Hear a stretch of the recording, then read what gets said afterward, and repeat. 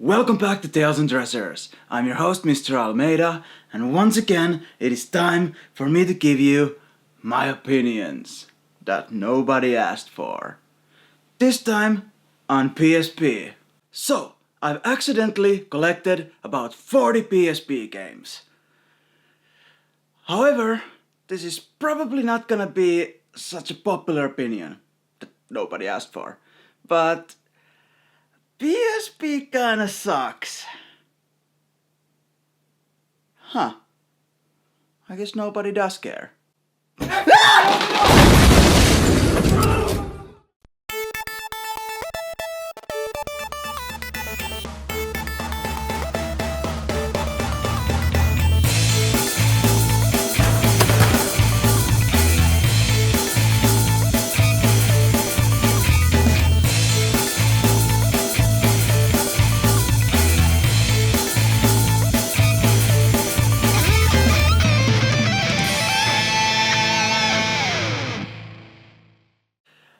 I've been not collecting PSP for a while now. For a good moment there, it felt like people were just throwing them at me. It felt like people couldn't get rid of them quickly enough. I mean, I was getting them for pennies on the dollar. Well, cents on the euro. You know what I mean. A lot of them were straight up free. I haven't even had my PSP for long. I mean, a couple of years at this point, but I haven't felt the need or want to actually play the games. It feels to me like almost nobody is interested in PSP anymore, and for me, there hasn't actually been too many titles that I'd actually want, if any. Like about half of these games have been given to me, and the ones that I did pay for, I only paid like 1 to 5 euros. It's been ridiculous. And yet, I've heard that there's also a PSP modding scene, but I'm definitely not very familiar with it. So I decided not to delve into it in this episode. This is more about my experience on the console anyways, and I've hardly even played with it, let alone considered any modding. However, I find it interesting and awesome that a console that feels discarded still have a loyal fanbase out there. Somewhere. Wanting to make this episode kinda stemmed from the fact that I have a whole bunch of PSP games, but I haven't really played them at all. So for this episode, I tested every single game I had on the system. Playing while charging is a bit uncomfortable because the cord is between my fingers and it's making a really enjoyable grindy noise. Lovely. Also, note that the PSP system that I'm using is the PSP E1004, which is the latest, cheapest model in the PSP line. It stripped a lot of the functions, like it actually has only a mono speaker. But I don't think this model will change my opinions in one way or another on the games. So let's take a closer look at some of them.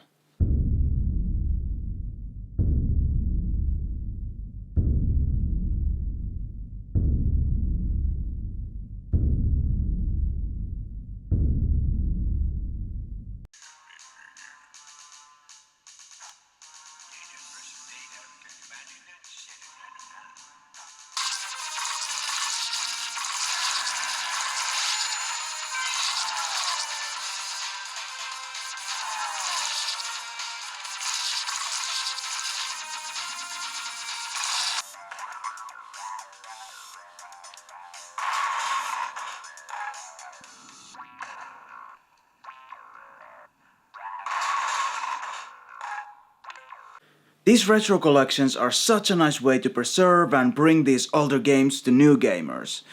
Good thing is that these sorts of collections are often released in multiple systems, so hopefully these aren't just locked to PSP.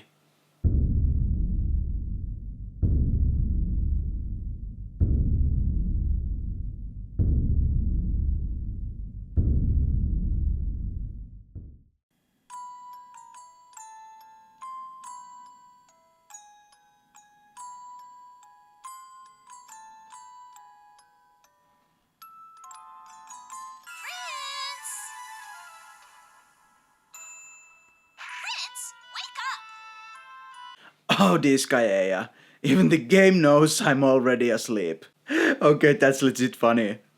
This game knows me too well. But just one funny thing isn't enough to really pull me in. Okay. FIFA. No. Just no. Holy shit, these graphics are bad. But I do get it. I know a certain cousin of mine who would have killed to play FIFA on the go as a kid. But not for me. This is horrible.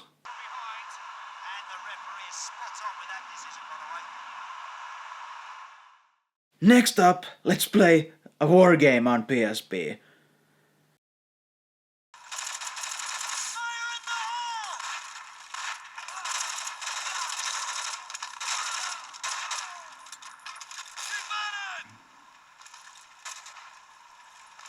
Wow, using these buttons as controls for a war game must be the dumbest thing I've encountered since I looked in the mirror. Just trying to move in a straight line is hard, let alone shooting enemies. Why is there only one stick on this damn console anyways? Absolute madness. Medieval. Okay, this I did enjoy. This cheeky Britishness reminds me of Blackadder. The time for miracles ain't over. This actually seems like a fun game. But is one good game enough to make me wanna keep the system? I don't know about that.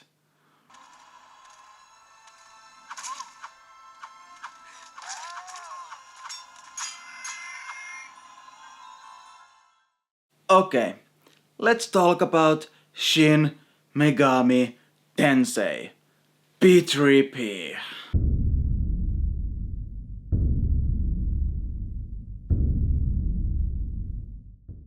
I kind of felt obligated to play this further, it being a pretty valuable and a popular game as well. I mean, would I be a real gamer if I haven't played a Persona game? However, after what probably was 15 minutes, I feel like I've been playing this stupid game for hours. And nothing is happening. I just go back and forth on a train to school. Excitement?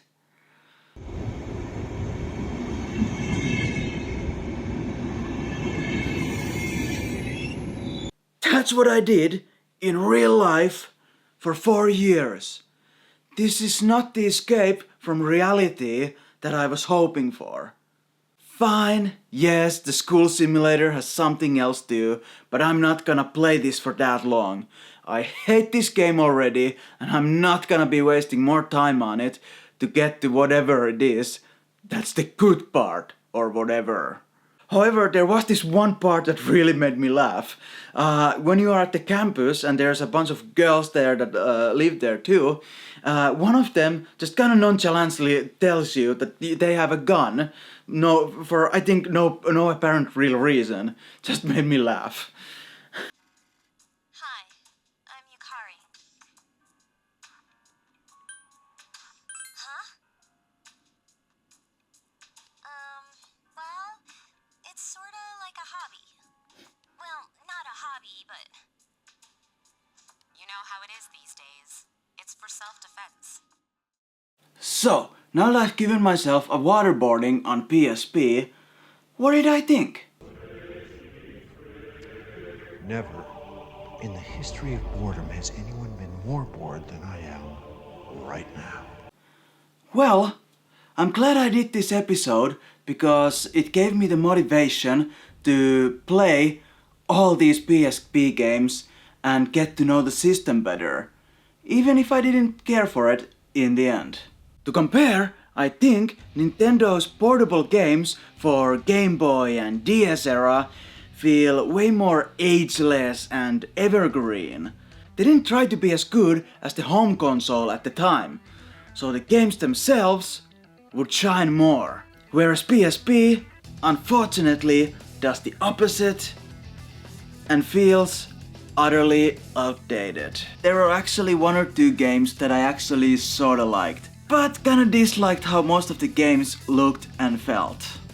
If I want to start collecting and playing some other handheld, I feel like Evercade and its cartridge collections might be a better fit for me, personally. I just don't think PSP is for me, and I've already stopped buying for it altogether. In fact, as you're watching this episode, I've already sold my entire PSP collection. So, is expensive good? Not always, for sure. This is expensive, this less so. However, call me a tasteless asshole, but I'd much rather play this one. It's a lot more fun, it gets to the point, and it doesn't make you go to school. Whereas P3P, it's the worst. It's the absolute worst. Ultimately, it depends on your tastes and what kinds of games you like. But for me, from my limited but kind of varied amount of games, I did enjoy those cheaper titles more than those that have a greater monetary value. Cheap games do start going up in value when mysteriously there are fewer copies floating around. Usually, a game's value is tied to its scarcity. People, and when I say people I mean collectors, want to have these rare games. And when the game is rare and scarce, the value goes up. But don't worry, I have a solution for you. See, what you do is you hoard a bunch of these games that practically have no value. They've been overproduced and there's nothing especially interesting about this. But when you have enough of them, you take them on a beautiful summer day like this here in Finland, and you take a grill and chuck them into the fire.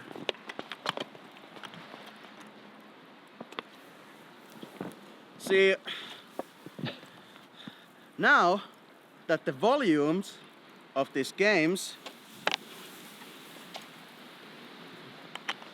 is less, your copy of the game is gonna be way more valuable. You can thank me later.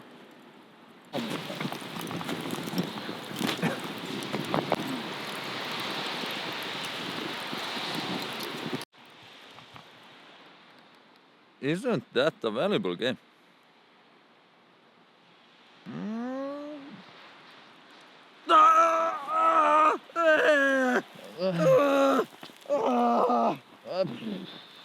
Take it out. That doesn't work anymore.